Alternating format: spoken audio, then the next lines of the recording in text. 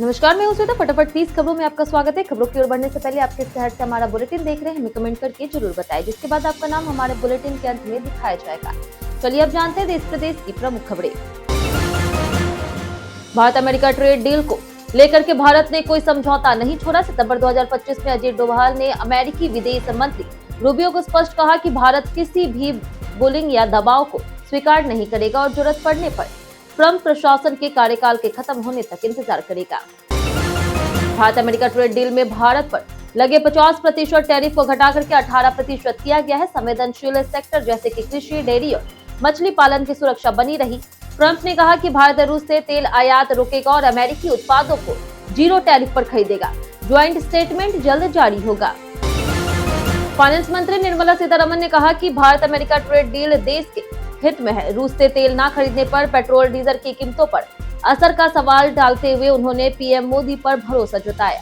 महंगाई कंट्रोल में है, बैंकिंग मजबूत और आर्थिक ग्रोथ अच्छी बनी हुई है। भारत और अमेरिका ने अति महत्वपूर्ण खनिजों पर रणनीतिक साझेदारी मजबूत की है। विदेश मंत्री जयशंकर ने वाशिंगटन में खनन, प्रसंस्करण और आपूर्ति सहयोग पर चर्चा की। भारत लिथियम, कोबाल्ट और दुर्लभ मृदा तत्वों में सक्रिय भूमिका निभा करके वैश्विक आर्थिक और सुरक्षा संतुलन में निर्णायक खिलाड़ी बनने की तैयारी कर रहा। सरकार ने नीट, जेईई जैसी बड़ी ऑनलाइन परीक्षाओं की सुरक्षा के लिए साइबर कमांडो को तैनात किए हैं। हैकिंग, पेपर लीक, फिशिंग और मालवेयर हमलों पर कड़ी निगरानी रखी जाएगी। संयुक्त टीमें रियल टाइम मॉनिटरिंग करेगी और दोषियों पर सख्त कानूनी कार्रवाई होगी ताकि परीक्षाएं सुरक्षित, पारदर्शी और निष्पक्ष रह सके।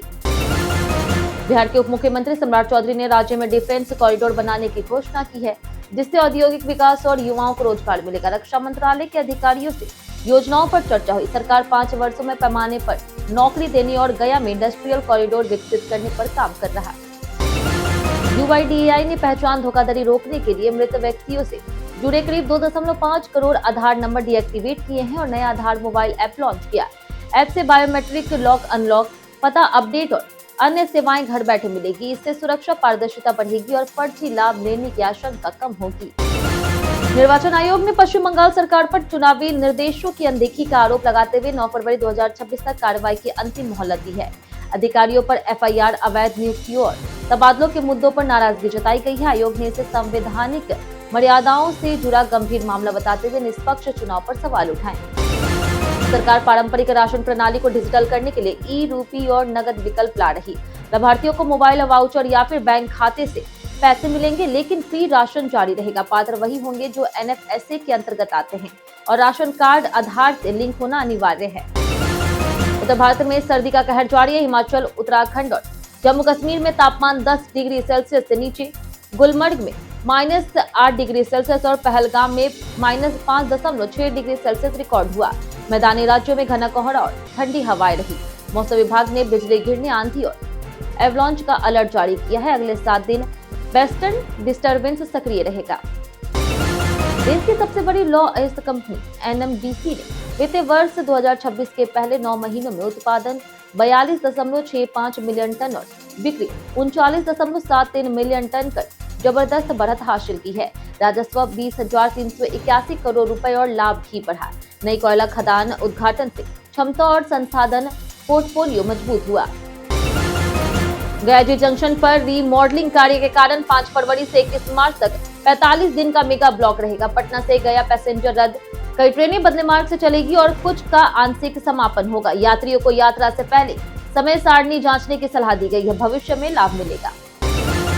बिहार विधानसभा के बजट सत्र में अनंत सिंह की शपथ के दौरान आवाज न सुनाई देने पर माइक बंद होने की चर्चा हुई। अध्यक्ष प्रेम कुमार ने स्पष्ट किया कि माइक ऑन नहीं था।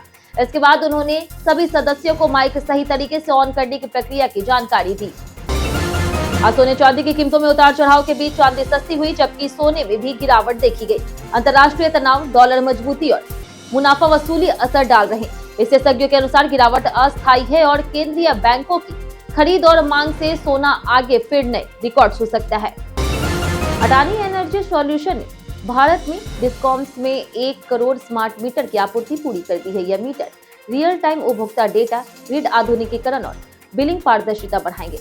एईएसएल अगले वित्तीय वर्ष में अगले 1 करोड़ मीटर लगाने की योजना के साथ भारत के डिजिटल ऊर्जा परिवर्तन में अहम भूमिका निभा रही। यूपीएससी ने सिविल सेवा परीक्षा 2026 के नियम बदले हैं। अब आईपीएस में चयनित उम्मीदवार फिर उसी सेवा का विकल्प नहीं चुन सकेंगे। आईएएस और आईएफएस अधिकारियों को दोबारा परीक्षा देने की अनुमति नहीं है। फर्जीवाड़ा रोकने के लिए एआई आधारित फेशियल रिकॉग्निशन और आधार वेरिफिकेशन अनिवार्य किया गया। रिस्पॉन्सिबल नेशन इंडेक्स 2026 में भारत 144 देशों में से 16वें स्थान पर रहा। अमेरिका 86, चीन 68 और रूस 96 को पीछे छोड़ दिया है। पाकिस्तान 90वें नंबर पर है। यह रैंकिंग दर्शाती है कि भारत ने स्वास्थ्य, सामाजिक समानता, पर्यावरण और जन केंद्रित शासन में महत्वपूर्ण प्रगति की है। भारत टैक्सी देश का पहला सहकारी मॉडल राइड हेलिंग प्लेटफॉर्म 5 फरवरी यानी कि आज अमित शाह ने इसको लॉन्च किया। यह ओला, उबर जैसी निजी कंपनियों को टक्कर देगा, ड्राइवरों को अधिक लाभांश देगा और यात्रियों को किफायती, पारदर्शी और सुरक्षित सेवा प्रदान करेगा। योजना 2028 तक पूरे भारत में विस्तार करेगी। रेल मंत्री अश्विनी वैष्णव ने कहा कि भारत बुलेट ट्रेनों में जल्द 100% आत्मनिर्भर होगा। नए 7 हाई स्पीड रेल कॉरिडोर में स्वदेशी टेक्निक का उपयोग होगा। कुल 4000 किलोमीटर कॉरिडोर और 16 लाख करोड़ रुपए का निवेश होगा। भूमि अधिग्रहण चुनौती है, लेकिन राज्यों का समर्थन अपेक्षित है। स्मार्टफोन सिर्फ कॉल और सोशल मीडिया तक सीमित नहीं है, बल्कि उनके सेंसर डेली टास्क आसान बनाते हैं। एक्सेलेरोमीटर और गायरोमीटर से लेवल माप सकते हैं। एम्बिएंट लाइट सेंसर से परफेक्ट ब्राइटनेस सेट होती है और माइक्रोफोन से ऑडियो लेवल पता चलता है। ये आपके काम को स्मार्ट और सुविधाजनक बनाते हैं। फरवरी 2026 से यूपीआई के नए नियम लागू होंगे। पेमेंट अब 10 सेकंड में पूरा होगा। सुरक्षा बढ़ेगी और यूजर्स को सब्सक्रिप्शन और बड़े लेन देन पर बेहतर कंट्रोल मिलेगा। लंबे समय से निष्क्रिय यूपीआई आईडी बंद हो सकती है। भारत में यूपीआई भरोसेमंद, तेज और विदेशों में भी लोकप्रिय बन चुका है। एनटीए ने जेईई मेंस 2025 सेशन 1 का प्रोविजनल आंसर की 4 फरवरी को जारी किया। छात्र 6 फरवरी रात 11:50 तक आपत्ति दर्ज कर सकते हैं। रिजल्ट 12 फरवरी को फाइनल आंसर की के आधार पर आएगा।